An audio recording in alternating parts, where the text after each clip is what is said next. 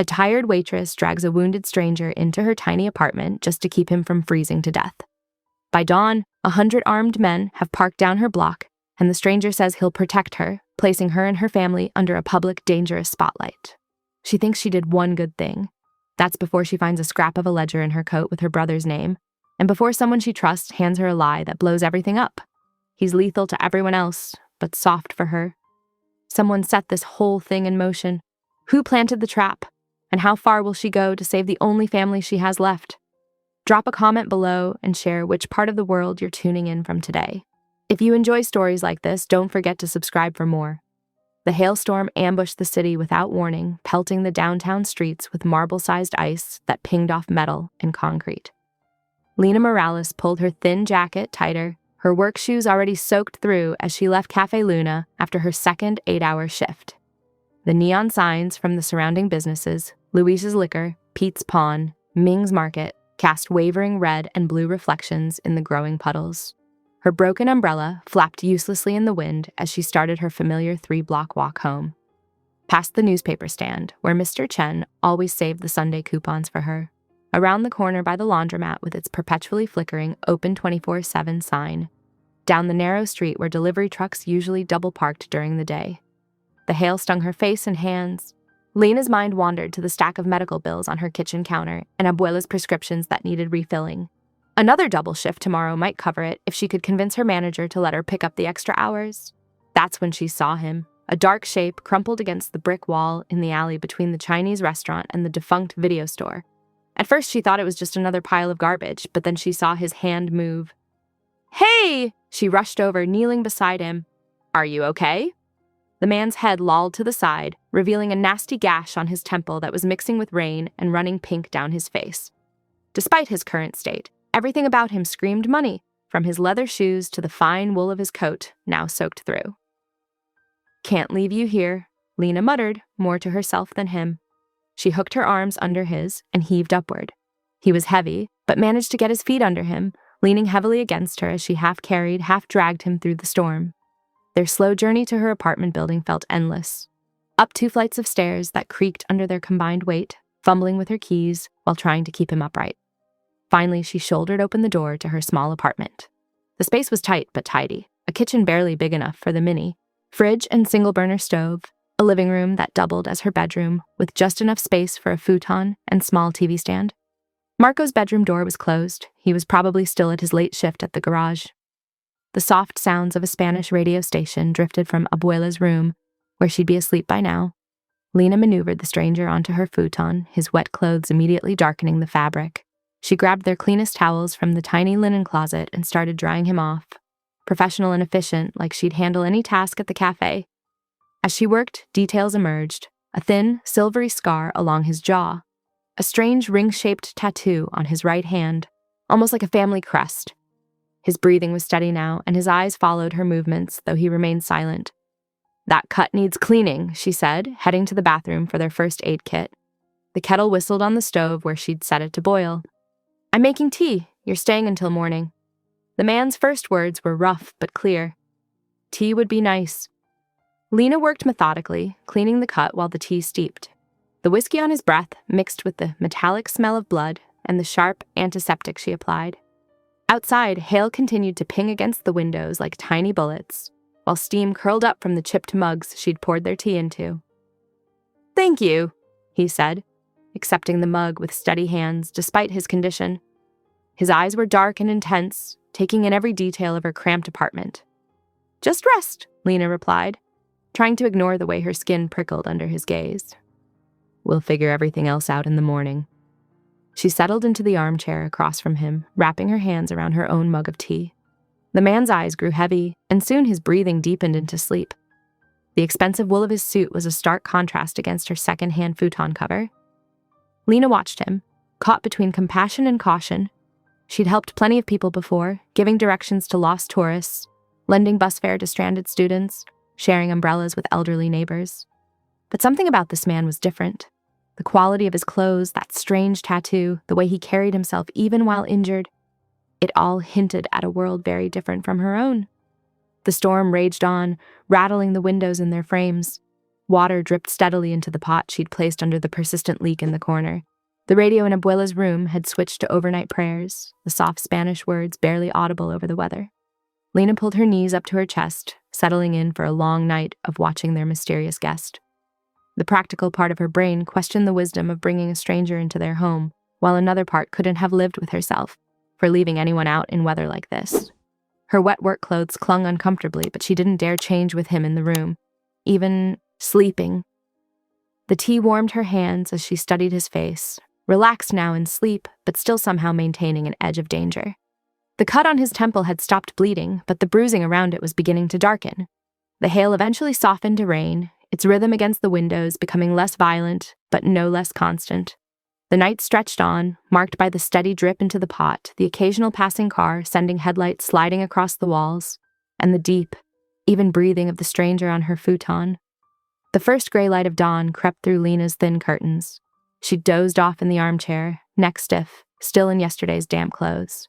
A deep rumble outside pulled her from sleep, the sound of engines, lots of them, idling in the street below. Crossing to the window, Lena peered through the gauzy fabric. Her heart stopped. Black vans lined both sides of the street, stretching the entire block. Men in dark coats emerged like shadows, weapons visible beneath their jackets. They moved with military precision, taking positions along the sidewalk. Mrs. Rodriguez from 2B appeared on her stoop in her robe, clutching her morning coffee. Other neighbors followed, their worried whispers carrying up to Lena's window. Someone shouted about the Moretti family, and the crowd's murmurs grew louder. "Mafia!" old Mr. Chen called out from his newspaper stand. "The whole family's here!" Behind Lena, the stranger stirred on the futon. He rose smoothly despite his injury, straightening his rumpled clothes with practiced ease.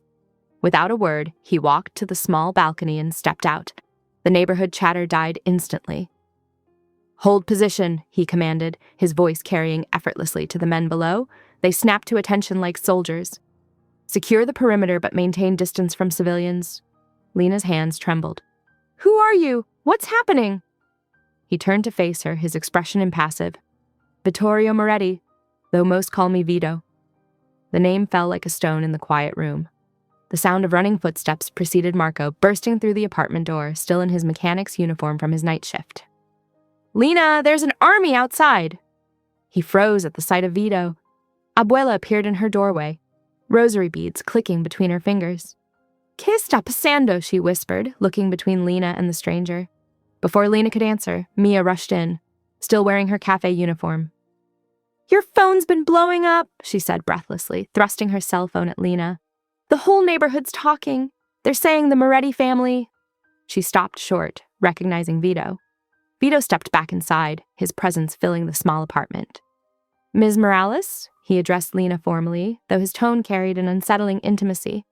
"You provided shelter when I was vulnerable. That creates an obligation." "I don't want any obligation," Lena said firmly, squaring her shoulders despite her racing heart. "I just helped someone who was hurt, that's all."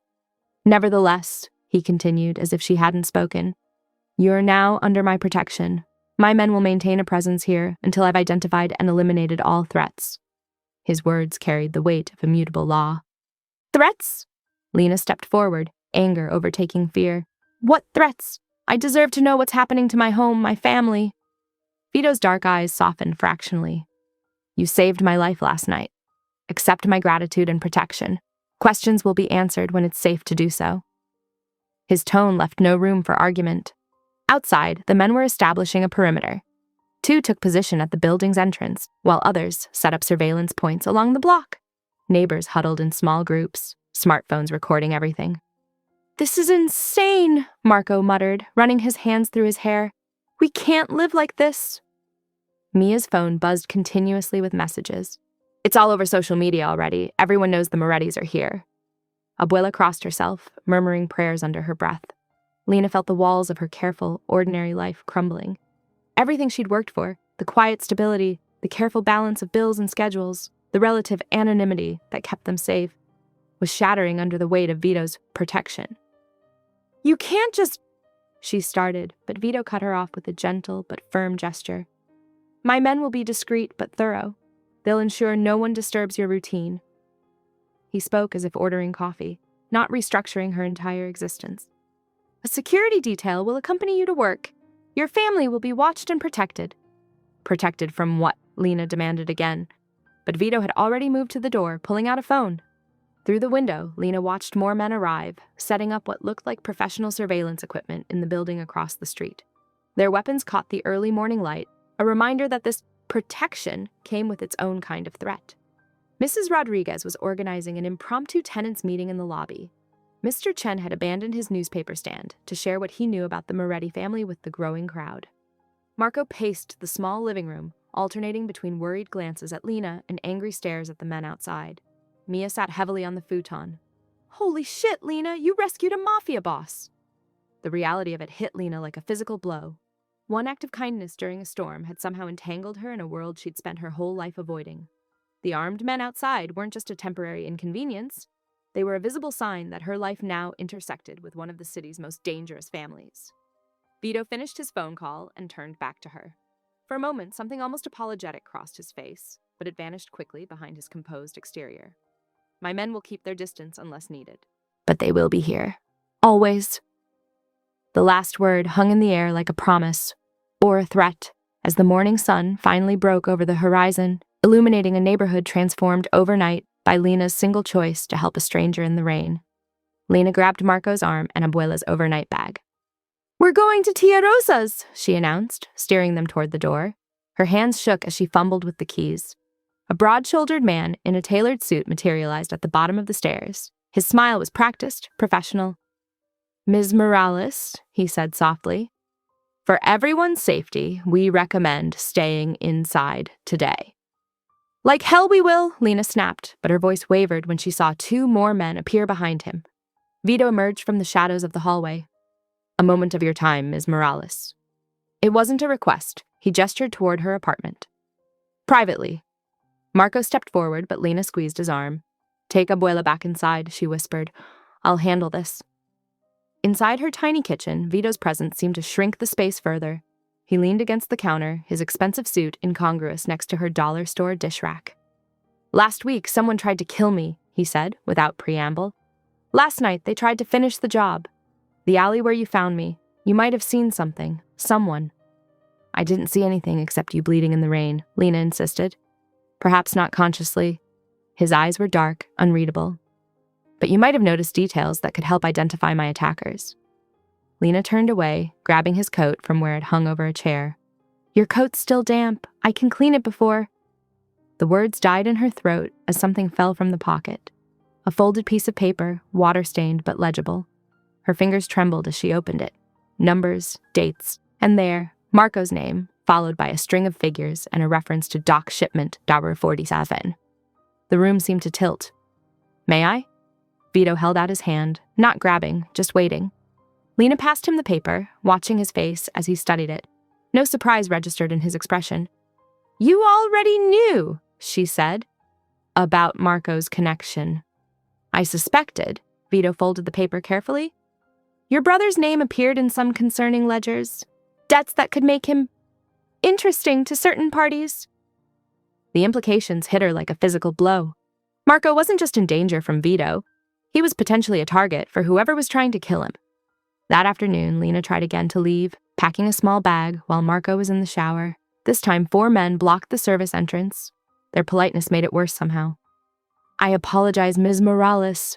Protocol requires... Protocol! Lena's voice cracked. Neighbors watched from their windows. Mrs. Rodriguez hurried past, avoiding eye contact. The humiliation burned worse than fear. Back in her apartment, she found Vito waiting. He stood by her, window watching the street below. There's no quick escape, he said quietly, not without putting Marco at risk.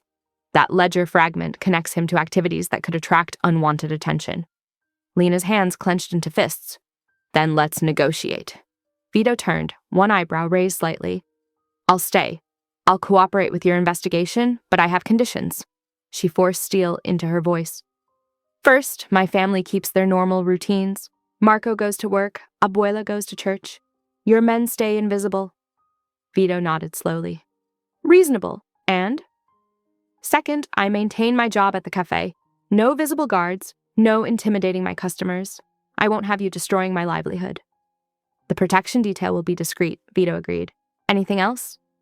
Yes, you don't enter my apartment without permission. This may be your operation, but this is still my home. A small smile touched Vito's lips.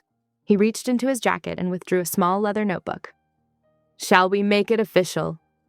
Lena took the offered pen, aware of the absurdity of the moment. Her signature looked small and ordinary next to his elegant scrawl, a fragile treaty that bought her a measure of control but couldn't give her freedom. Your terms are accepted, Vito said formally, tucking the notebook away. My men will adjust their positions accordingly. Through the window, Lena watched as several of the obvious guards melted away, replaced by men in casual clothes who could pass for local workers or residents. The transformation was subtle but clear. Her world was still a cage, just with invisible bars. Marco emerged from the bathroom, hair damp. Everything okay? Yeah, Lena lied, watching Vito disappear down the stairs. Everything's fine. She touched the window glass, cool against her fingertips. Outside, life continued, Mr. Chen arranging his newspapers, kids heading to school, the number 47 bus grinding past. But now she knew the truth. Every ordinary moment was watched, controlled, protected. She'd signed away their freedom to keep them safe. The irony wasn't lost on her. Abuela shuffled into the kitchen, muttering about making tea. The familiar sound of her wooden spoon stirring sugar made Lena's throat tight. How long would they live like this? How long until the watchers became normal? Until the fear faded into background noise? The notebook in Vito's pocket had felt real, solid, more binding than any legal contract. Her signature was a promise, but also a surrender. She'd chosen this cage, crafted its dimensions herself, but it was a cage nonetheless. Marco's name in that ledger haunted her. What had he gotten involved in? What shipment had tied him to Vito's dangerous world? Questions she couldn't ask, not yet. Not until she understood the rules of this new reality she'd signed them into. Outside, a man in a delivery uniform adjusted his cap. One of Vito's men, she was sure. Their eyes met briefly before he turned away, maintaining the illusion of normalcy that her conditions had required. Her temporary treaty held for now, but as Lena watched the street below, she wondered what price they'd ultimately pay for this morning's bargain. The afternoon sun cast long shadows across their cramped apartment as Lena watched men in work uniforms carry equipment into the vacant unit 2 floors below. They moved with military precision despite their casual clothes, establishing what she knew was a surveillance base. They're very efficient, Abuela observed from her chair, hands folded in her lap. A knock at the door made them both jump. A man in his 50s stood there, weathered face kind beneath gray hair. Mrs. Morales, I'm Anthony. I'll be checking on you daily. Lena stepped between them protectively, but Abuela waved her aside. Come in. I'll make coffee. Anthony's visits became a strange new routine. He helped Abuela with her crosswords, fixed the squeaky cabinet, and on the 3rd day, produced an envelope. Your medicine for the month, he said simply, placing it on the table. Lena's eyes widened at the stack of prescriptions. We can't accept. From my own pocket, Anthony interrupted gently. My mother had the same condition. Please. The kindness in his eyes made her throat tight. It was harder to hate them when they showed humanity. At work that afternoon, Lena tied on her apron while scanning the street. 2 men lounged at the bus stop across from the cafe, too still to be waiting for actual transportation. Their presence was subtle, but unmistakable. The scary guys are back, whispered Jenny, a teenage waitress, as she refilled sugar dispensers. They've been here since opening. Mia appeared at Lena's elbow, voice low. You okay, girl? This is some serious stuff. I'm fine, Lena said automatically, then amended. I'm dealing with it. They're not so bad, Mia offered. One of them tipped me $20 for a coffee yesterday. But not everyone was so understanding. Mrs. Peterson from the building next door had hung a sign in her window. Criminal activity threatens our neighborhood. The word criminal was underlined 3 times in red marker. Lena was delivering plates to table 6 when the bell above the door chimed. The cafe fell silent. Vittorio Moretti stood in the entrance, darkness wrapped around him like a cloak despite the afternoon sun. He chose a corner booth, partially hidden in shadow. Black coffee, he told Jenny, who nearly dropped her notepad, rushing to comply. For the next hour, Lena felt his gaze following her movements. He never spoke, never gestured, just watched with an intensity that made her skin prickle. When she finally gathered the courage to approach his table, she found a generous tip and an empty cup.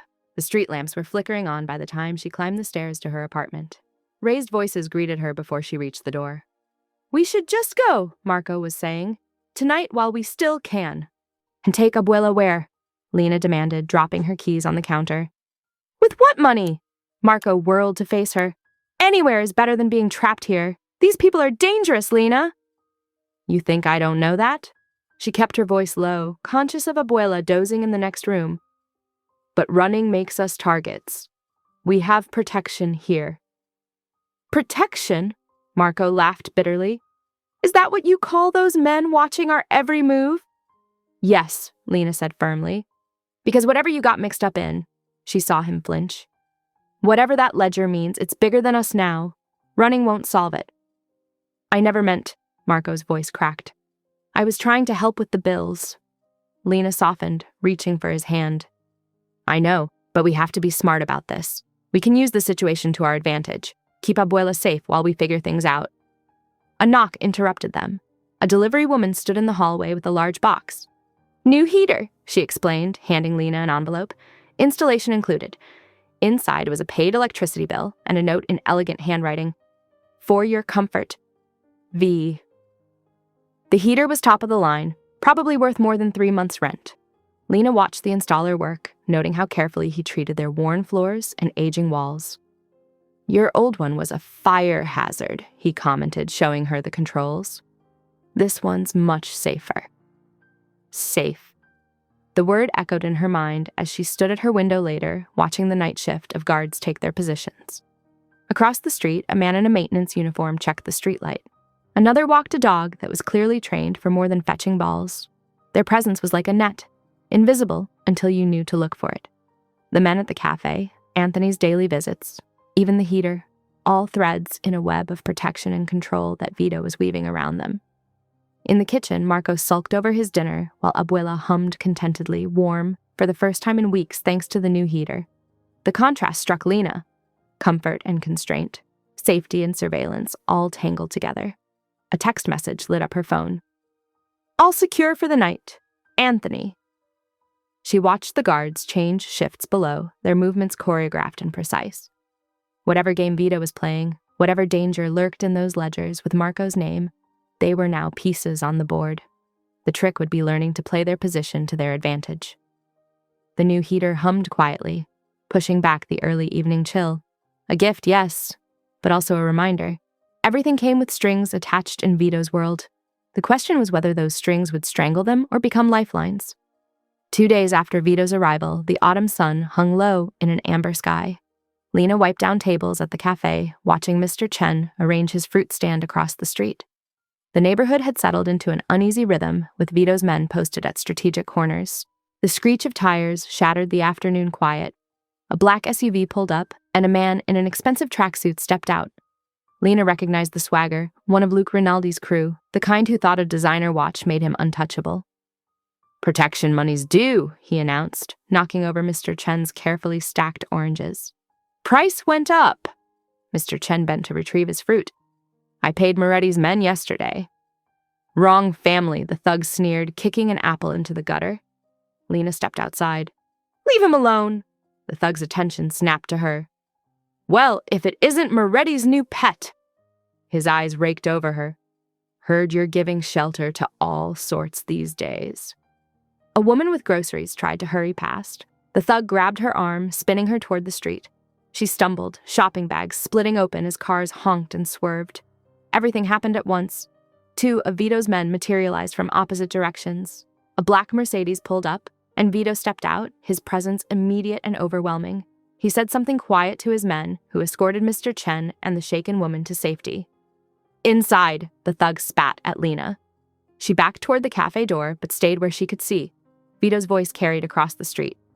Follow me. Not a request. The thug's bravado wavered as Vito led him into the alley beside the cafe. Lena moved to the side window, heart hammering. It was over in seconds. A flash of steel, a precise movement, and the thug crumpled. No screams, no struggle, just the efficient finality of justice delivered by someone who'd done this before.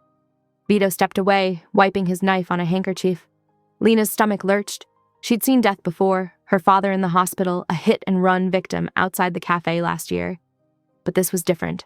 This was choice, consequence, and protection, all wrapped in one lethal moment. Hours later, As the cafe was closing, Vito returned. His suit was pristine, but exhaustion lined his face. He sat at the counter while Lena cleaned, neither speaking until the last customer left. "The woman," Lena finally said. "Is she okay? Safe at home with her children?" Vito's fingers traced patterns on the counter. "I've seen too many innocents hurt by men like him. There are other ways." There weren't for Isabella. The name seemed to surprise even him. He continued quietly. "She was like you, helped the wrong person, got caught in the crossfire. I wasn't fast enough." Lena set down her cleaning rag. "And this is your answer? More violence?" "Sometimes it's the only language they understand." His eyes met hers. "I won't apologize for protecting what matters." And who decides what matters? Experience. He stood, adjusting his cuffs. "Come, it's late." The walk home was silent, their footsteps echoing off brick walls. Vito's men maintained their perimeter, shadows within shadows. In her apartment, they found Abuela asleep in her chair, novella fallen open in her lap. Vito moved with unexpected gentleness, lifting a blanket and settling it over her shoulders. The tender gesture seemed at odds with the man who'd ended a life hours before. "Thank you," he said softly when they reached the kitchen. "For that night in the storm. I never properly expressed my gratitude." "I didn't know who you were then. Would it have changed your decision?" Lena considered the question. "No. Someone needed help." "Like Isabella tried to help." His voice carried old pain. "Some of us learn mercy too late." The kitchen clock ticked steadily. Outside, cars passed, and somewhere a cat yowled. Normal sounds in a world that felt anything but normal. "The violence," Lena said. "Does it ever get easier?" "It shouldn't." Vito's answer was immediate. "The day it does is the day we become what we fight against." He moved to leave, then paused. "Your brother's debt. I'm handling it. No one else will threaten your family. Through violence. Through whatever means necessary." He met her gaze steadily. "I won't apologize for that either." The weight of his protection settled around her shoulders like the blanket he'd draped over Abuela. Complicated, dangerous, but undeniably real. "Get some rest," he said, softer now. "My men are outside if you need anything." Lena watched him go, the door clicking shut behind him. In her chair, Abuela stirred, murmuring something about angels and demons. The irony wasn't lost on Lena as she adjusted the blanket around her grandmother's shoulders. The street below was quiet now, but she knew Vito's men were there, invisible guardians in the darkness. The day's violence sat heavy in her mind, the flash of the knife, the final justice, the gentle way Vito had tended to Abuela. Contradictions wrapped in more contradictions. She made tea, letting the familiar ritual calm her nerves. The cup warmed her hands as she stood at the window, watching the city lights flicker like stars. Somewhere out there, a woman was home safe with her children. Mr. Chen's stand would open tomorrow without fear of harassment. Protection came with a price. She understood that now. The question was whether she could live with knowing exactly how that price was paid. The apartment door clicked open at midnight. Vito's silhouette filled the frame, his shoulders tense beneath his suit jacket. Cigarette smoke and something metallic, blood maybe, clung to him like a second skin. Lena sat at the kitchen table, hands wrapped around a cold cup of tea. "Marco and Abuela are at Tia Rosa's." "I know." He loosened his tie. "My men are watching the house." "Of course they are." She stood, dumping the tea in the sink. "Because that's what we do now. Live under constant surveillance. It's necessary. Like today's killing was necessary." Vito's jaw tightened. He shrugged off his jacket, revealing a holster that made Lena's breath catch. "You saw what that man was doing." "I see a lot of things lately." She stepped closer, close enough to smell his cologne beneath the smoke. "I see your men everywhere. I see how you watch me at the cafe. I see how you're marking your territory, but I'm not territory, Vito." "No." His voice dropped lower. "You're not." "Then what am I?" His hand came up, hovering near her face but not touching. "A complication." "Is that all?" "You know it's not." The words rumbled in his chest. "You've known since that night in the storm." Heat bloomed between them, magnetic and dangerous. Lena's pulse quickened. "I won't be owned." "I don't want to own you." His fingers finally made contact, tracing her jaw. "I want to worship you." The touch sparked through her like lightning. She grabbed his wrist, not to stop him, but to ground herself. No work talk in the bedroom, no violence, no territory marks, no business. Agreed. His other hand found her waist. What else? I say stop, we stop, no questions. Always. And this doesn't change anything about Marco's debt or my conditions. Nothing changes. He drew her closer. Except everything. She rose on her toes, bringing their faces level. I'm still not yours to command. Then command me. The invitation in his voice broke something loose inside her. She kissed him hard, claiming his mouth with all the frustration and want she'd been holding back. He responded instantly, his grip tightening on her waist. They stumbled backward until her spine met the wall. His hands bracketed her face, surprisingly gentle despite their intensity. She tugged his shirt free, needing to touch skin, to feel something real beneath the dangerous facade. Lena? Her name was a prayer on his lips. Tell me what you want. Touch me. She guided his hand to her throat. But remember who I am. Understanding flickered in his eyes. He traced her pulse point with his thumb, feeling her heartbeat race. Strong, he murmured. Unbreakable. Perfect. His mouth found her neck, and Lena gasped. Every touch was a question and an answer, a negotiation of power. She ran her nails down his back, marking him as he marked her, keeping them equal.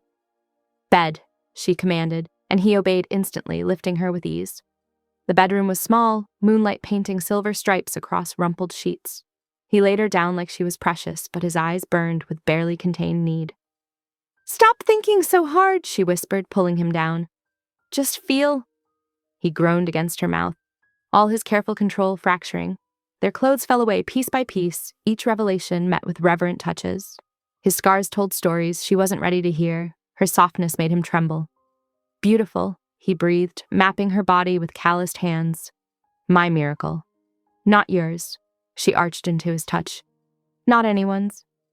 No. He kissed a path down her stomach. You're the storm that saved me, the lightning that struck without warning. Every touch built the tension higher.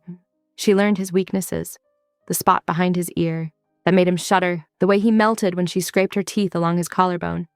He discovered how to make her gasp, where to press and stroke until she saw stars. Tell me you want this, he demanded, poised above her. Yes. She wrapped her legs around his waist.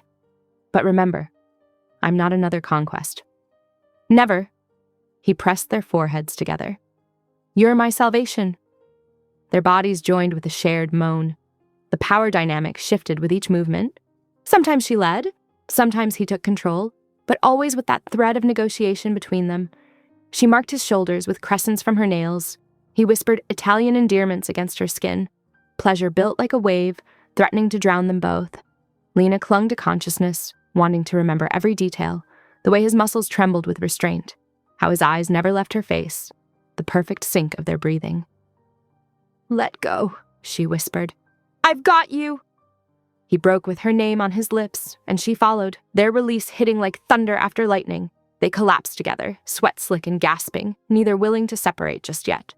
Reality crept back slowly. Vito's weight anchored her to the moment, his heartbeat strong against her chest. She traced idle patterns on his back, feeling the raised lines of old scars. Stay, she murmured, surprising herself.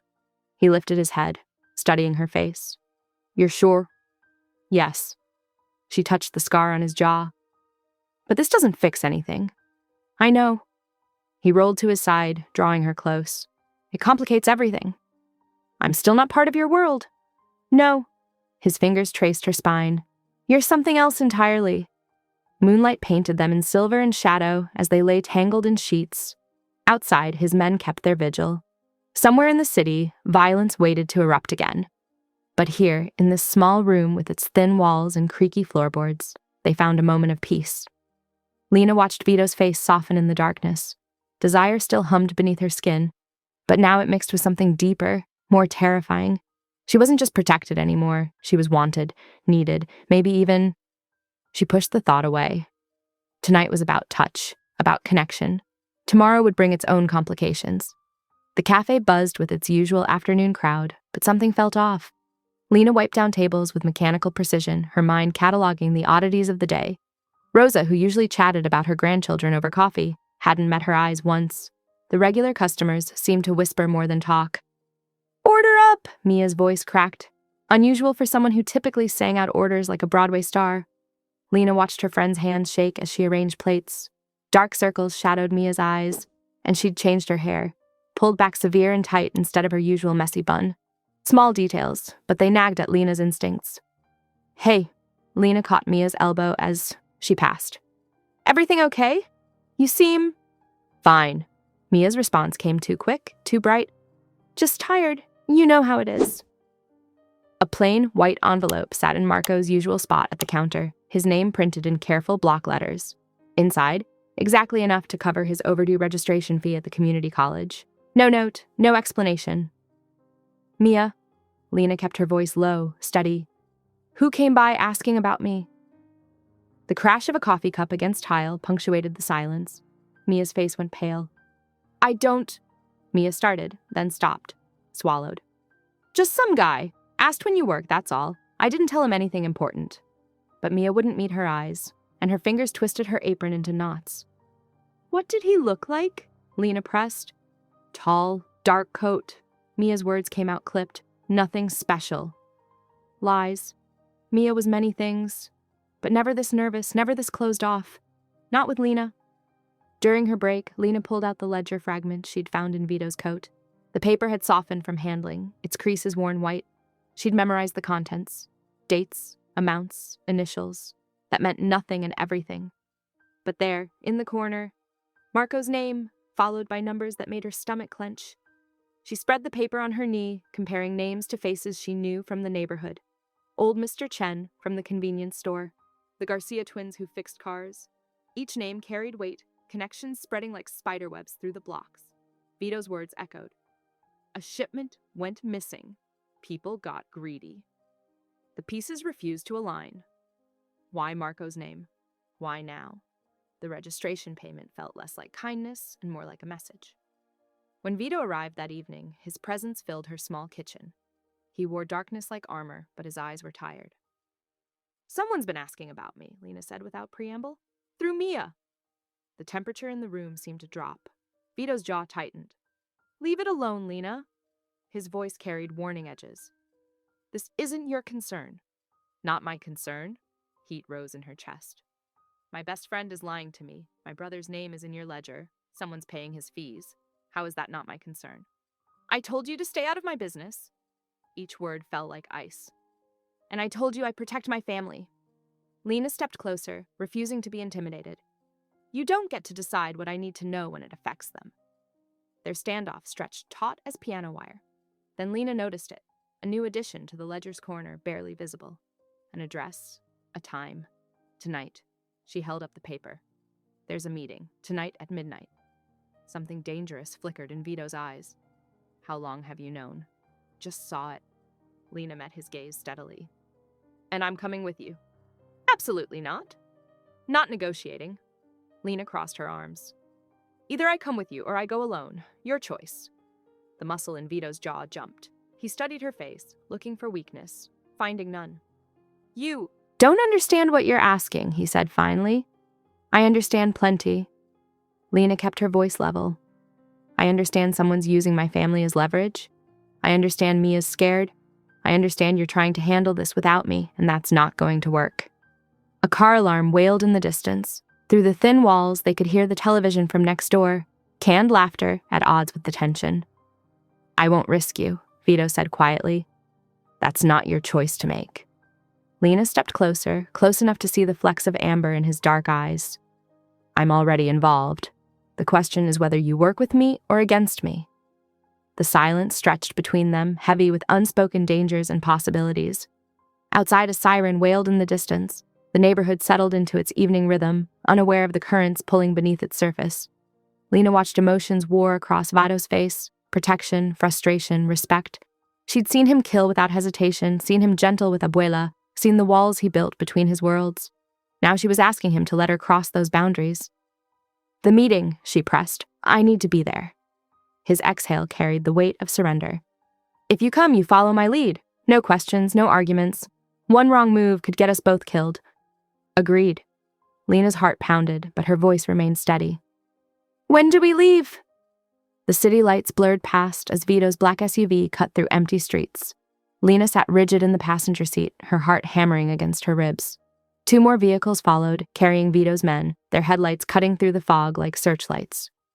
"Remember what I said," Vito's voice was low, controlled. "You stay back. Watch. Nothing more." Lena nodded, her throat too dry for words.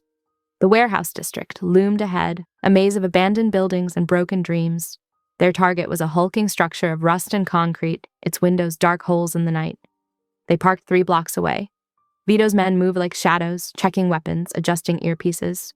Diego, Vito's enforcer, directed them with hand signals. Something about his movements seemed off to Lena, too precise, too rehearsed.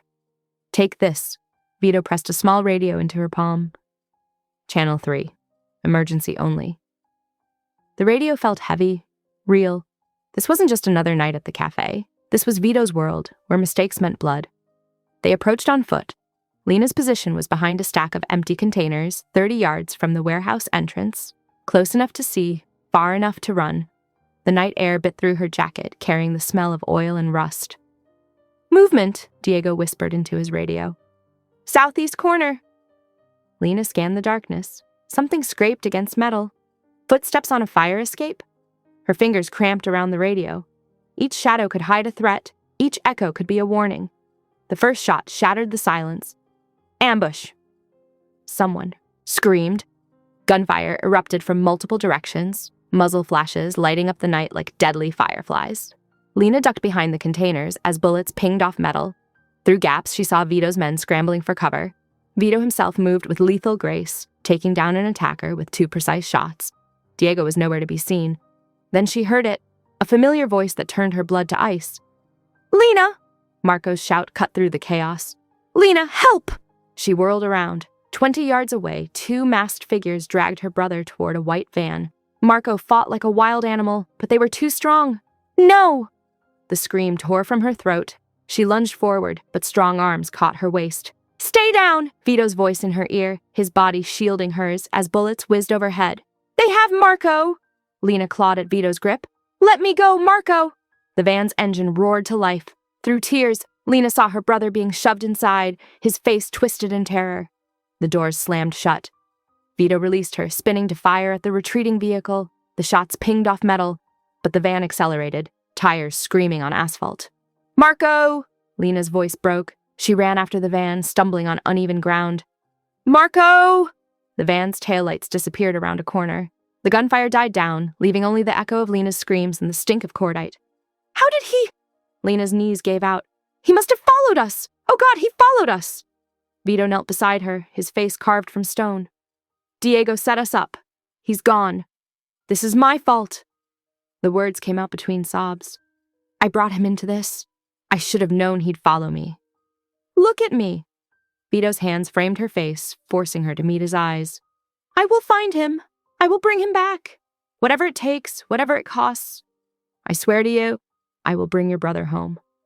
Around them, his men secured the area, checking bodies, calling in cleanup teams.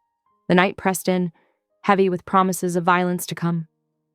"They took him because of me," Lena whispered. "Because I got involved." "They took him because they're dead men walking." Vito's voice carried absolute certainty. "They just don't know it yet." Sirens wailed in the distance. The warehouse district stirred, its dark corners hiding secrets and betrayals. Lena stared at the corner where the van had disappeared, where her brother's voice had faded into the night. "I'm coming with you," she said. Not a question, not a request. "Yes." Vito helped her stand, his touch gentle despite the rage in his eyes. "We do this together." His men gathered around, faces grim, weapons ready. The night wasn't over, it was just beginning. Somewhere in the city, Marco was trapped in darkness, counting on his sister to find him. Lena touched the radio still clutched in her hand. Such a small thing, meant to keep her safe at a distance. Now distance didn't matter, now everything had changed. "We need to move," Vito said, quietly. "Police will be here soon." The trip back to the vehicles was a blur. Lena's mind raced through possibilities, each worse than the last. Marco, alone and scared. Marco, being used as leverage. Marco, who had only wanted to protect her. They reached the SUV. Vito opened her door, then paused. "I meant what I said. Whatever it takes." Lena met his gaze, saw the deadly promise there. Whatever it takes, she repeated. The city sprawled around them, a maze of shadows and light. Somewhere in that maze, her brother waited. Somewhere in that maze, traitors plotted. And somewhere in that maze, vengeance gathered like storm clouds, ready to break. Dawn crept over the city like a bruise. Lena hadn't slept, her eyes raw from crying, hands shaking as she made coffee in the kitchen.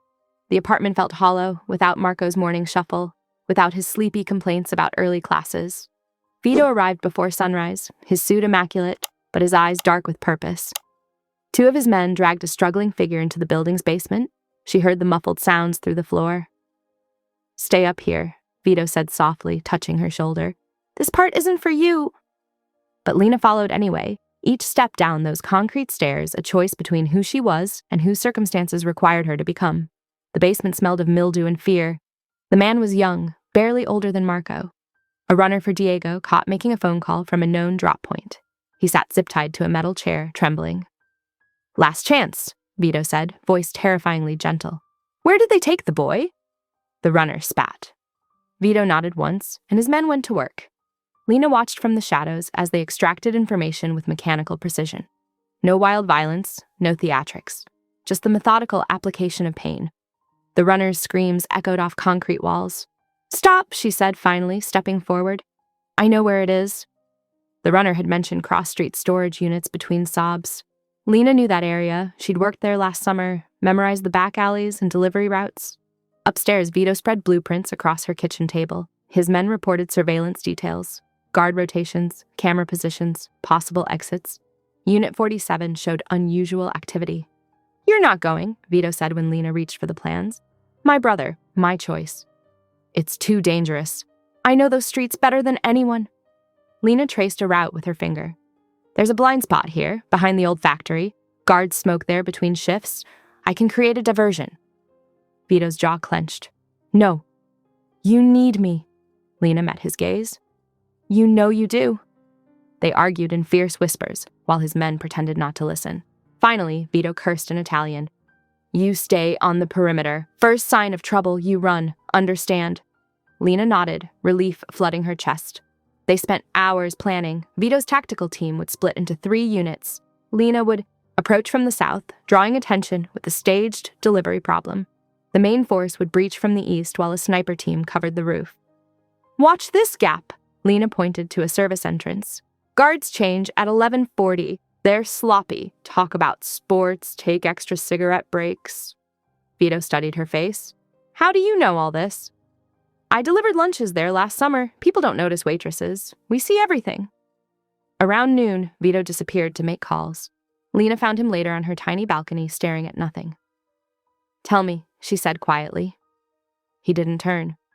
"Her name was Sophia. 10 years ago. I thought I could protect her from everything." His knuckles whitened on the railing. "They took her to prove a point. By the time I found her." Lena touched his arm. He flinched. "I won't lose anyone else," he said. "Not you. Not Marco." "You won't. You don't know that." He finally looked at her, pain raw in his eyes. "I can't. If something happens." Lena stepped closer, pressed her forehead to his chest. His arms came around her automatically. "We'll get him back," she whispered. "Together." They stood there while the city hummed below, holding each other against the weight of fear and memory. Evening approached too quickly. Lena packed a small bag for Marco, clean shirt, water bottle, his favorite candy bar. Such normal things for such an abnormal night. Vito's men geared up in the basement, weapons checked, communications tested, roles confirmed. Lena memorized her part, approached the gate at 11:35, stage a breakdown with her old delivery uniform, keep the guards distracted for exactly 7 minutes. "Your brother will be home tonight," Vito promised, checking her wire one last time. "Whatever happens, whatever you see, remember that." He kissed her forehead, a benediction that felt like a brand. His lips lingered, speaking promises too dangerous for words. The sun set. Darkness gathered like a shroud over the city. In the distance, the storage facility's lights buzzed against the night, hiding its secrets behind chain link and concrete. Lena touched the small cross at her throat. Abuela's gift from years ago. She thought of Marco, alone and afraid, waiting for rescue. She thought of Vito's lost Sophia, a ghost haunting every careful plan. Time to go. Time to act. Time to learn what she was capable of when love and fear collided. The night waited, pregnant with violence and hope. Darkness cloaked the storage compound like a funeral shroud. From his position across the street, Vito watched Lena approach the main gate in her old delivery uniform, clipboard in hand. His earpiece crackled with her steady breathing. "Guard rotation in 3 minutes," she murmured, pretending to check her phone. Vito's team waited in shadows, weapons ready. He'd positioned snipers on 2 rooftops and had a medical unit standing by. The plan was precise. It had to be. Lena's performance began right on schedule. She drove her borrowed delivery van up to the gate, engine sputtering theatrically before dying. "Oh, come on, not now!" her frustrated voice carried clearly to the guards. "I've got frozen stuff in here." The guards exchanged glances. One of them, young, eager to help, stepped forward while his partner remained in the booth. "Having trouble, miss?" "This stupid van!" Lena popped the hood, releasing a cloud of steam she'd carefully prepared. "My boss is going to kill me if these deliveries spoil." While she kept the guards distracted with mechanical troubles, Vito's team moved. They slipped through the blind spot she'd identified, silent as shadows. Vito followed, every sense alert for traps. The storage facility was a maze of identical units. Unit 47 sat in the northwest corner, surrounded by empty spaces. Too isolated, too perfect for an ambush. "Movement west side," his sniper whispered through comms. "Too armed." Vito signaled his men forward. The first team breached the adjacent unit while the second covered the rear exit. He could still hear Lena's voice carrying from the front gate, keeping attention focused away. The lock on Unit 47 gave way under specialized tools. Vito eased the door up inch by inch, weapon ready. Marco sat bound to a chair in the center, duct tape across his mouth. His eyes widened at sight of Vito. Behind him, stacks of crates formed a wall of shadows. Something was wrong. The setup was too clean, too staged. "Check those crates," Vito ordered as his men secured Marco. One of them sliced through the zip ties while another swept for threats. "Boss?" A flashlight beam revealed wires snaking between the crates. Red numbers blinked on multiple timer displays. "Out! Everyone out now!" They grabbed Marco, half carrying him toward the door. Vito's instincts screamed this was orchestrated, a performance designed to... The explosion ripped through the unit with concussive force. Heat and shrapnel filled the air. Someone screamed. Through smoke and chaos, Vito saw one of his men down, another clutching a bloody arm. "Medical team, northwest corner," he barked into comms while scooping Marco up. The boy was conscious but dazed, coughing from smoke. Gunfire erupted from the rooftops, his snipers engaging shadows that melted away too quickly. A second explosion somewhere to the east sent guards running from the front gate. Lena's voice cut through his earpiece. "Coming to you!" She appeared through the smoke in her delivery uniform, face streaked with soot.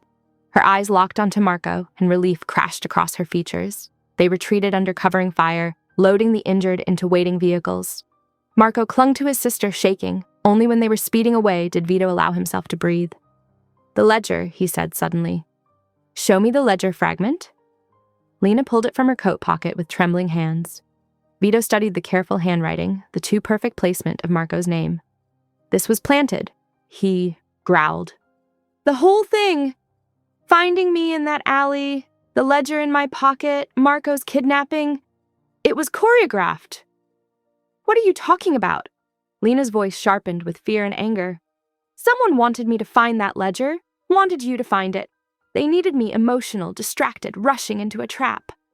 "Your men leaked the information about Marco," Lena accused. "How else would they know where to grab him?" "Not my men." Vito's hands clenched. "Luke Rinaldi. This is his signature, using civilians, staged evidence, elaborate traps. He's been trying to destabilize my territory for months." "I don't care about your territory wars. My brother almost died." "He was never meant to die." Vito met her blazing eyes. "Rinaldi wanted me to look weak, rushing in to save a civilian, wanted to kill my men, damage my reputation. Marco was just a prop in his game." The safe house appeared ahead, a nondescript apartment building with reinforced security. Medical teams waited to treat the injured. Marco hadn't spoken, still processing his trauma. "Get him checked out," Vito told Lena more gently. "I'll have men stationed." "No more men," she snapped. "No more protection. You brought this danger into our lives." "The danger was already there the moment Rinaldi chose your brother as a target. I'm the only thing standing between your family and his games." They glared at each other, the air crackling with fury and fear and something deeper neither would name. Marco's quiet voice broke the tension. "Lena! He saved me." She deflated slightly, wrapping an arm around her brother's shoulders. "I know, but this can't happen again. We need to figure out who we can trust." "Trust me," Vito said softly. "Whatever else happens, whatever Rinaldi tries next, trust that I will burn the city to ash before I let him hurt you again." The medical team swept in then, guiding Marco away for examination. Lena followed, but not before giving Vito one last look that mingled gratitude with warning. Alone in the car, Vito studied the planted ledger fragment. Rinaldi's elaborate scheme had failed, but the message was clear. He would keep targeting Vito's weaknesses, keep using innocents as pawns. The game had changed tonight. No longer about territory or profit. Now it was personal. Rinaldi had made Lena a target, had traumatized her brother, had killed one of Vito's loyal men. Cold fury settled in his chest. Rinaldi wanted to play with fire. Vito would show him what a real inferno looked like. Dawn crept over the city as Vito paced in his office, phone pressed to his ear. 3 screens displayed surveillance footage while papers covered his desk. Bank statements, phone records, witness accounts. 4th suspect confirmed the timeline, his intelligence officer reported. Money trail leads back to Rinaldi's shell companies. The ledger was manufactured 2 weeks ago. Vito's jaw clenched. He'd been tracking patterns since 3 a.m., connecting dots that all pointed to Luke Rinaldi's elaborate scheme. The bastard had been patient, laying groundwork for months. In the corner, a man with fresh bruises slumped in a chair. Diego, once trusted, now exposed. The enforcer had broken easily under questioning, spilling details about Rinaldi's bribes and promises of territory. "He said you were weak," Diego mumbled through split lips. "Said protecting civilians made you vulnerable. The girl, he knew you'd shelter her after finding you." "And you believed him?" Vito's voice carried deadly quiet. "He offered triple my salary, said I'd run the South Side when you fell." Vito's phone buzzed. "Lena, we need to talk about Mia," she texted. "Something's not right." He found her at the cafe before opening hours, pacing between empty tables. Sunlight streamed through unwashed windows, catching dust motes and worry lines around her eyes. "She's been meeting someone," Lena said without preamble. "Late nights, always nervous after. I thought maybe a boyfriend, but... She keeps asking about Marco's school schedule, about your men's rotations." Vito nodded slowly. "Bring her in, quietly." Mia arrived minutes later, already in her waitress uniform. Her hands shook as she sat, eyes darting between them. "Tell me about the man," Lena said softly. "The one you've been meeting." Tears welled in Mia's eyes. "I'm so sorry, Lena. He said he could help Marco. Clear his debts, get him into college. I didn't know." "Know what?" "He paid me to put something in your coat pocket, that night of the storm. Just a piece of paper. He said it wouldn't hurt anyone." Lena's face went pale. "The ledger fragment. You planted it?" Mia broke down completely, shoulders shaking. "He threatened my mother's shop. Said he knew about the protection money I owed. I thought I was helping Marco." "You could have gotten him killed!" Lena's voice cracked with fury and betrayal. Vito watched the exchange silently, noting details. The payment amounts, meeting locations, descriptions of Rinaldi's men. Each piece added to his mental map of the operation. Mia described dropping the ledger, watching Lena find Vito in the alley, reporting back to her handler. She'd been a perfect unwitting agent, trusted, close to the target, vulnerable to pressure. "Get out!" Lena whispered when Mia finished. "I can't look at you right now." But after Mia left, shoulders hunched in shame, Lena's anger deflated. "She was scared, trying to protect her family just like me." "Fear makes people useful," Vito said. "Rinaldi exploits that. She's not evil, just caught up in something bigger than her." "Your compassion is remarkable," Vito observed, "and dangerous." "So is your revenge," she countered. "What's your plan for Rinaldi?" Vito outlined his strategy. Trace the money used to bribe Mia and Diego, identify Rinaldi's local infrastructure, then strike hard at his revenue streams. "His power comes from appearing untouchable," Vito explained. "We expose his vulnerabilities, his reliance on betrayal and civilian pawns, make his own people question his strength." "I can help," Lena said. "The cafe is a hub for neighborhood gossip. I hear things, who's paying protection, which businesses are fronts, where shipments move." It's dangerous information. Everything about this is dangerous, but I'm choosing it this time, not having it forced on me." They settled terms. Lena would gather intelligence through her network of regulars and staff. Vito would verify leads and plan precision strikes against Rinaldi's operations. "No more civilians in the crossfire," Lena insisted. "No more Mias or Marcos used as pawns." "Agreed." Vito's dark eyes held hers. "This ends with Rinaldi's empire in ashes, but we do it smart. Clean. Partners, then?" She extended her hand. He took it, feeling calluses from years of carrying trays meet his trigger-worn fingers. Partners. The morning light strengthened, painting stark shadows across the empty cafe. Outside, the city stirred to life, unaware of the war brewing in its shadows, of alliances forming over coffee cups and confessions. Lena began her opening routine, filling sugar dispensers with practice movements. Vito made calls, setting pieces in motion. Their uneasy pact hung in the air between them, built on revenge and justice and something neither dared name. In the kitchen, they could hear Mia quietly crying. Lena's forgiveness would come later, when the sting of betrayal faded. For now, they had work to do. The cafe's bell chimed as the first customer arrived. Game faces on, masks in place. The hunt for Rinaldi's weakness had begun. The morning sun glinted off police cruiser lights as they surrounded the warehouse. Vito's tip had paid off perfectly. Luke's men were caught red-handed with shipping manifests that didn't match their cargo. From her vantage point in a cafe across the street, Lena watched the chaos unfold. 6 arrests so far, Vito murmured beside her, his coffee untouched. The DA will have enough to freeze his accounts by noon.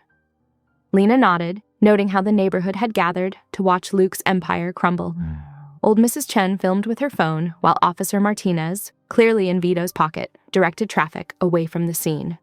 "Luke escaped through the back," one of Vito's men reported quietly. "Took a bullet in the shoulder. He's bleeding but mobile." Vito's jaw tightened. "He'll seek revenge now, personal revenge." "Because of me," Lena said flatly. "Because of his own failures." Vito's hand covered hers on the table, a possessive gesture that made several onlookers whisper, "But yes, he'll try to hurt you to hurt me." That afternoon, Vito called an emergency meeting of the city's criminal leadership. Lena stood behind his chair in the private room of an upscale restaurant, feeling exposed in the designer dress he'd insisted she wear. The other capos watched her with calculating eyes. "The woman is mine," Vito announced, his voice carrying authority that made even hardened killers look away.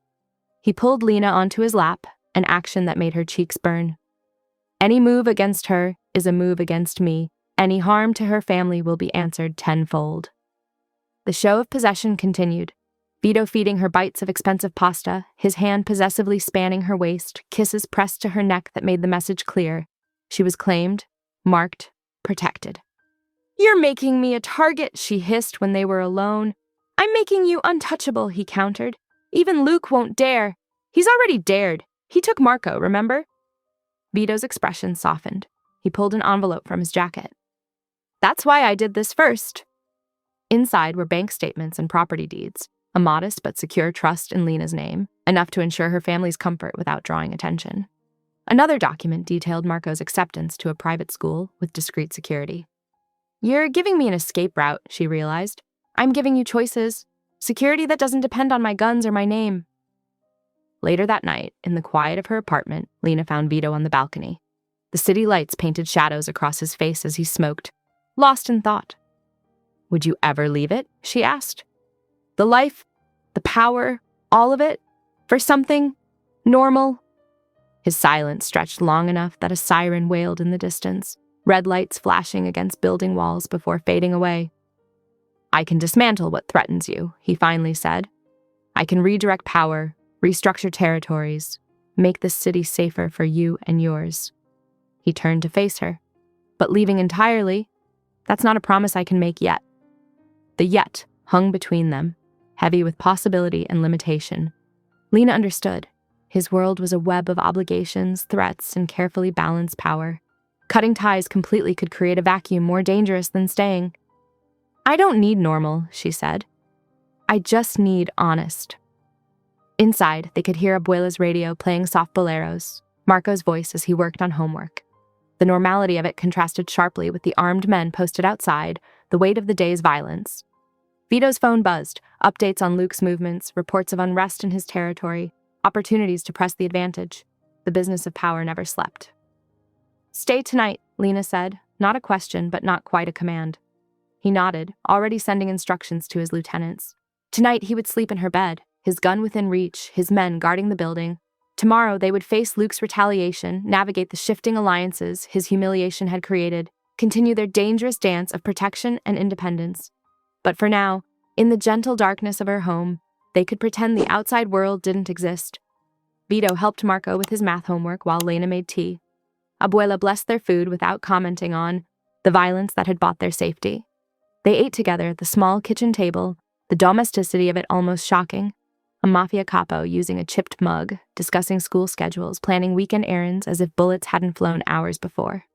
"Your world or mine," Lena mused, watching him wash dishes with his sleeves rolled up. "I don't think they can stay separate anymore." "No," he agreed. "But we can build something new between them, something that protects without crushing, provides without owning." It wasn't a solution, not really, but it was a beginning, an acknowledgement that their lives had tangled beyond unraveling, that they would have to forge their own path between power and freedom, danger and safety, possession and partnership. Outside, Vito's men maintained their vigil. Somewhere in the city, Luke nursed his wounds and plotted revenge. The wheels of power and violence continued turning. But here in this small apartment for these few hours, they had carved out a space that belonged only to them. The trust fund papers sat unsigned on the counter. Lena's choice to make when she was ready. Marco's school acceptance waited for his decision. Even Vito's public claiming of her left room for her to define the terms of their connection. Small freedoms, hard-won compromises, possibilities balanced on the edge of a knife. It wasn't perfect, but it was theirs. 7 days slipped by like a fever dream. The morning started with Lena making coffee in her small kitchen when her phone buzzed. The message contained a video of Rosa, the sweet elderly neighbor who always shared her tamales, bound and terrified in a concrete room. Lena's hands shook as she read Luke's demands. Publicly denounce Vito at tonight's neighborhood council meeting, claim he threatened her family, paint him as a monster who forced himself into her life. "He wants me to destroy your reputation," Lena told Vito when he arrived minutes later, his face thunderous. "Rosa's just a pawn to him." "I'll burn his whole operation to the ground," Vito snarled, already barking orders into his phone. No negotiation. But Lena paced, mind racing. She knew things, valuable street intel, about who moved what through the neighborhood's shadows. Small-time fences, lookouts, drop points that even Vito's intelligence network missed because they were too minor to notice. "Let me handle this my way," she said. "Absolutely not." Vito's voice cut like steel. "You don't negotiate with someone like Luke." "You mean I don't act without your permission?" Lena challenged. "Rosa's innocent. She waters my plants when I work doubles. She helped nurse Abuela through pneumonia last winter." "Which is exactly why Luke chose her," Vito countered. "To exploit your compassion." But Lena had already decided. While Vito coordinated with his captains, she slipped away to the cafe and made a call using Mia's phone. Within an hour, she had a meeting set. The parking lot behind the abandoned bowling alley was all shadows and rust. Lena stood alone under a flickering lamp, her heart hammering, but her voice steady when Luke emerged from a black SUV. "Brave girl," he purred, "coming alone." "I brought what you really want." She held up a manila envelope. Names, routes, schedules, every small-time operator in the neighborhood. And why would I want that when I could destroy Vito's credibility instead? Because these are the threads that hold your network together.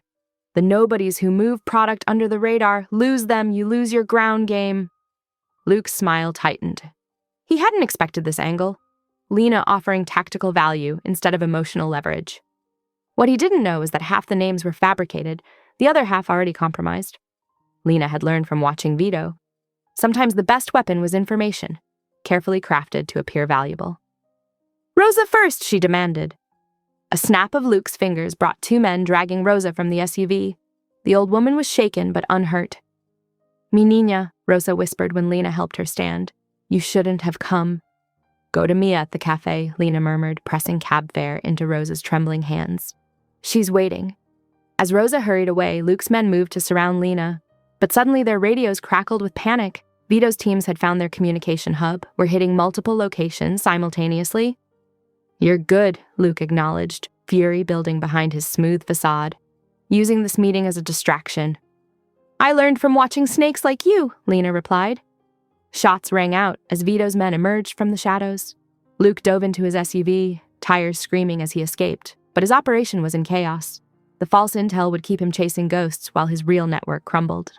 Later, in Lena's apartment, Vito's anger was a living thing. "You could have been killed," he growled, "going behind my back." "I got results," Lena interrupted. "Rose is safe, Luke's scrambling, and I did it without violence." "By risking yourself? You think I could live with—" He caught himself, the raw emotion in his voice surprising them both. "I'm not your soldier," Lena said softly. "I won't ask permission to protect my people."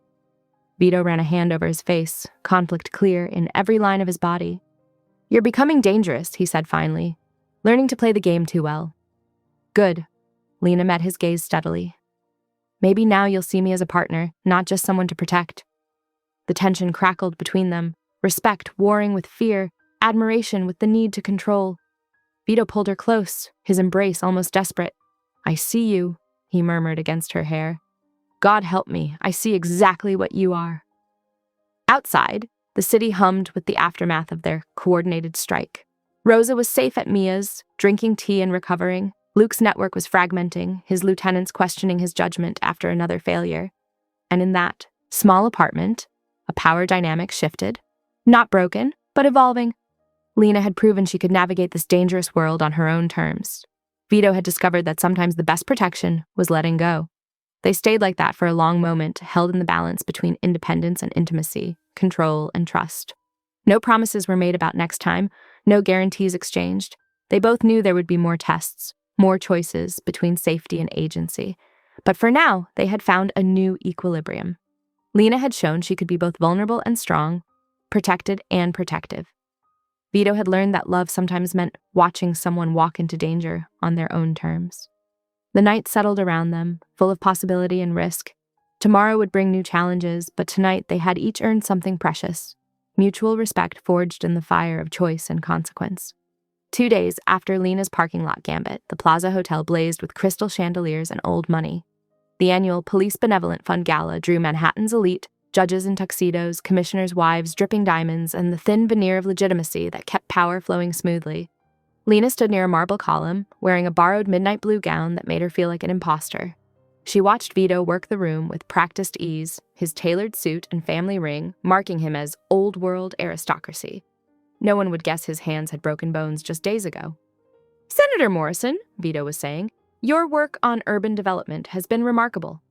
His charm was a weapon, deployed with surgical precision.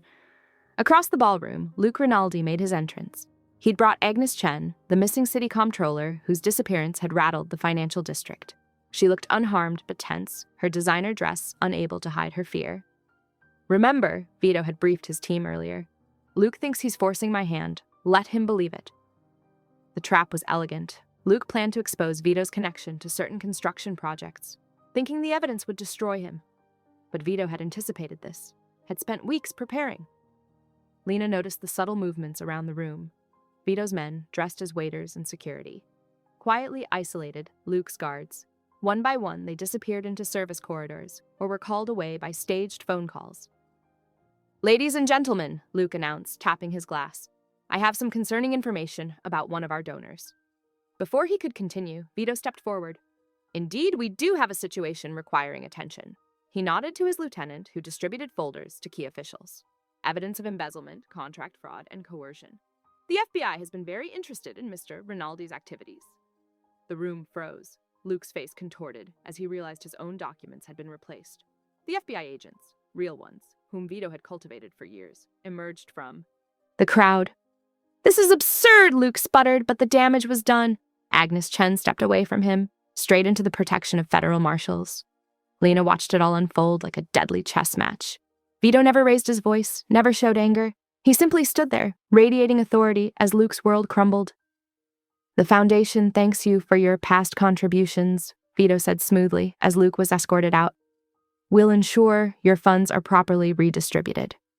The gala continued, the elite choosing to ignore the drama. Vito circulated, solidifying alliances with handshakes and promises.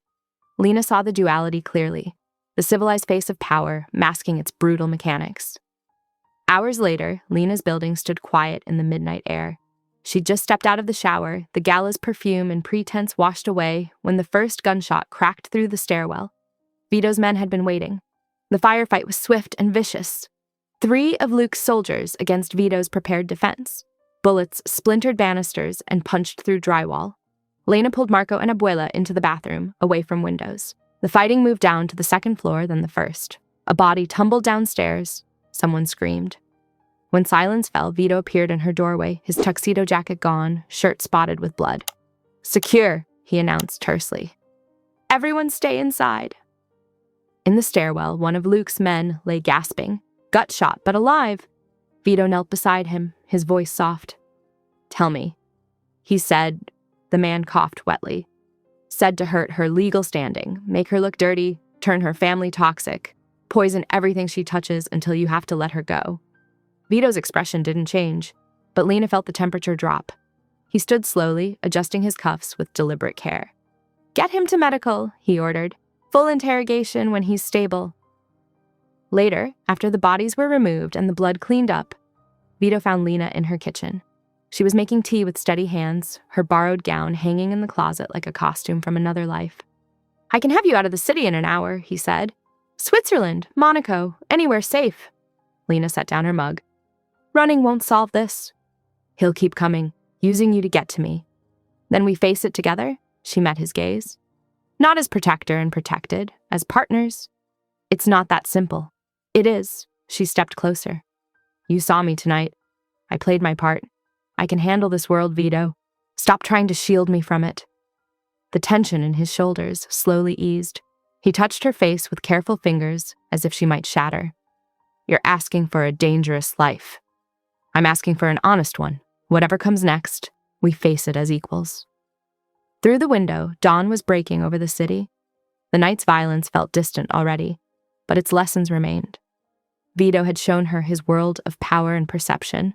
She had proved she could navigate its treacherous waters. "Partners," he said finally, testing the word. "Partners," she confirmed. They stood together in the growing light, the choice made. There would be more fights, more schemes, more nights balancing between shadows and society, but now they would face them united. Not in Vito's way alone, but in a new path they would forge together. The morning stretched ahead, full of possibilities and threats. But for now they had found their equilibrium. The protector had learned to trust, and the protected had become a force of her own. Dawn crept through Lena's apartment windows as Vito spread documents across her kitchen table. Steam rose from their coffee cups untouched. 3 of his most trusted lieutenants stood at attention, while a 4th worked a laptop, projecting building schematics onto the wall. "Luke's hiding here." Vito tapped a satellite image of a luxury high-rise on the outskirts. "Top-floor penthouse. He's burning through his contingency funds, but he's got enough dirty money stashed offshore to disappear forever if we don't move fast." Lena pulled out the cafe's ledger, its pages dog-eared and coffee-stained. "I've marked every transaction that links to his shell companies. 6 different businesses, all laundering money through my regular customers' accounts." "And the witness statements?" Vito asked. 5 servers, 3 cooks, even the morning janitor. They've all documented when Luke's people came collecting." She pushed forward a stack of notarized papers. "Plus photos of the threats they made." Vito nodded, pride flickering in his eyes. "This gives us leverage with the feds. They've been building a RICO case, but needed concrete evidence of pattern and practice." The tactical plan unfolded like a deadly choreography. Vito's men would coordinate with federal agents to hit 3 locations simultaneously: Luke's penthouse, his warehouse by the docks, and his lawyer's office downtown. The evidence would trigger automatic freezes on his accounts in 7 countries. "What about his escape routes?" Lena asked, studying the building plans. "He's got a helicopter pad on the roof," the lieutenant with the laptop said. "Private security force in the building, probably 20 men. 23, Vito corrected. "And I've already turned 4 of them. They'll jam the elevator controls when we move." The morning stretched into afternoon as they refined details. Lena worked the phones, coordinating with cafe staff who'd testify. Marco helped compile surveillance photos from his deliveries. Even Abuela contributed, identifying Luke's collectors from her years watching the neighborhood. At sunset, everything accelerated. Vito's men moved into position, dressed as maintenance workers and delivery drivers. Federal agents established a perimeter 6 blocks out. Lena rode with Vito in his armored SUV, her heart pounding as they approached the high-rise. "Stay close to Antonio," Vito instructed, checking his weapon. "If anything goes wrong." "I know the extraction plan," Lena said firmly, "but nothing's going wrong." The first phase went smoothly. Vito's turned security men disabled the cameras and locked down the service elevator. Federal agents swept through the lobby, badges raised. Luke's remaining guards, outgunned and surrounded, surrendered without firing a shot. But Luke himself was ready. When they breached the penthouse, he was already on the roof, helicopter warming up. Vito sprinted up the emergency stairs, Lena 2 flights behind him with Antonio covering her. The rooftop air whipped violently from the helicopter's blades. Luke stood at the edge, pistol raised, his expensive suit torn at the shoulder. "It's over, Luke!" Vito's voice cut through the noise. "The feds have everything! Your accounts, your contacts, your whole operation." "Because of her," Luke sneered, gesturing at Lena. "A waitress brought down my empire?" "Because you got sloppy," Vito replied. "Using civilians, targeting families. You forgot what this life is about." "What it's about?" Luke laughed bitterly. "Power, control. Things you've gone soft on, Vittorio." They circled each other like wolves, decades of rivalry crackling between them. Lena edged closer, holding up her phone. "Recording." "Admit it," Luke spat. "You threw away everything we built because of some woman. The protection rackets, the shipping routes, the police contracts." "Keep talking," Vito said coldly. "The feds are loving your confession." Luke's eyes widened as he spotted Lena's phone. He lunged forward, firing wildly. Vito tackled him before he could squeeze off a second shot. They grappled brutally, rolling dangerously close to the roof's edge. Lena's heart stopped as both men nearly toppled over. But Vito gained the upper hand, disarming Luke with a savage twist. The gun skittered across the concrete. Federal agents swarmed the roof. Luke, bleeding and defeated, was cuffed and dragged away. His helicopter pilot surrendered immediately, already cutting a deal. Hours later, news broke that Luke had been caught trying to flee to Malaysia. His offshore accounts were frozen, his organization shattered. Those who hadn't been arrested were running, desperate to distance themselves from his fall. Vito worked through the night, making calls and signing papers. He sold his stake in 3 legitimate businesses, transferring the profits into trust funds for Lena and Marco. His visible empire shrank, but his real power, the loyalty he commanded, the respect he'd earned, only grew stronger. When dawn broke again, they sat together on Lena's small balcony. Marco slept soundly inside for the first time in weeks. Abuela's gentle snoring drifted through the window. "You gave up a lot," Lena said softly. "I gained more." Vito took her hand, his fingers gentle despite their strength. Family is worth more than empire. Exhaustion weighed on them both, but neither moved to sleep. They watched the sun rise over their city. Their home, changed but unbroken. The morning light painted everything in shades of possibility, and for once, the future felt wide open. The morning sun streamed through the newly installed windows of Lena's bodega. Fresh produce gleamed in wooden crates, and the scent of coffee mingled with warm bread from her small catering counter. She adjusted the hand-painted sign, "Morales, Market, and Kitchen." Marco burst through the door, waving a paper. "Got an A on my automotive diagnostics test." His technical school uniform was smudged with engine grease. "Qué orgullosa estoy!" Lena hugged him tight. "Abuela will want to make your favorite tonight." "Actually," Marco grinned. "Vito's cooking. He's already at the apartment with groceries." Lena smiled, remembering how different things had been just months ago. Now, Abuela's medication was delivered regularly, Marco was thriving in school, and the neighborhood felt safer. Not through fear, but through careful balance. The bell chimed as Vito entered, dressed in a casual black sweater rather than his usual suit. He carried a stack of papers under one arm. "Just finished at the lawyer's," he said, kissing her cheek. "Signed over the shipping warehouse to Carlo." He set the papers on the counter. "It's better this way. Keeps things clean." Lena watched him examine her fresh inventory. His hands, capable of such violence, now gently sorted through bell peppers, testing their firmness. He'd been deliberately stepping back from certain operations, maintaining influence while reducing visible control. "Mrs. Rodriguez's order is ready," Lena said, pointing to a packed bag. "Would you mind dropping it off? Her arthritis is bad today." Vito nodded, gathering the bag. These small acts of kindness had become natural to him, though his men still watched in amazement when their boss delivered groceries to elderly neighbors. Later that evening, their small apartment bustled with domestic warmth. Vito moved through the kitchen with unexpected grace, sleeves rolled up to reveal old scars as he chopped vegetables for pasta sauce. Marco sat at the counter, pepper grinding duties assigned with military precision. "You're doing it wrong," Vito said, but his eyes crinkled with rare humor. "Here." He demonstrated the proper technique, making Marco laugh. Abuela dozed in her favorite chair, her breathing easier these days thanks to the new medication regimen. The radio played softly, not to mass conversations anymore, but simply for ambiance. "Tell them about the trust," Vito said to Lena as he stirred the sauce. She pulled out fresh papers from her bag. "Vito's made me signatory on a legal trust.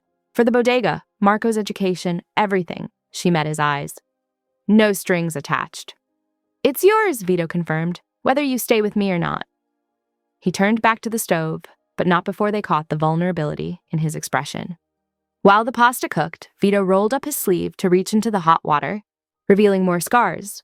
One particularly jagged mark caught Marco's attention. "Motorcycle accident," Vito explained, then actually smiled. "Before your sister taught me about checking blind spots." "You? On a motorcycle?" Marco grinned. "I wasn't always—" Vito gestured vaguely at himself, and for a moment they glimpsed the man beneath the power. After dinner, while Marco helped Abuela to bed, Vito led Lena to the small balcony. The neighborhood stretched below, peaceful in the evening light. His men were still there, watching, but more distantly now, protecting rather than constraining. "I've been thinking," he said quietly, "about what you asked that night, about leaving the life." He turned to face her fully. "I can't undo what I am. But I swear to you, Lena, I will never let that world touch you or your family again. No coercion, no leverage. Just—" He hesitated.